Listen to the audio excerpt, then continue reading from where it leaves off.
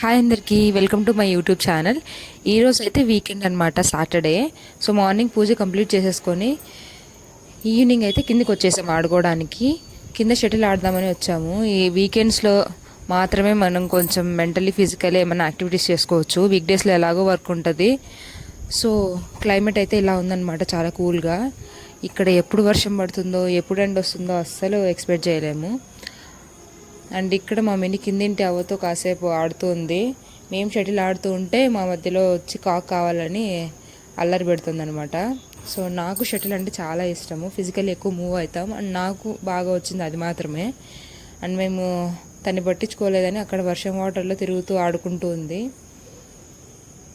తనకి కంపెనీ అనేది కంపల్సరీ కాదు, తన పాటికి తను ఆడుకుంటూ చూస్తే ఎంజాయ్ చేస్తూ ఉంటుంది.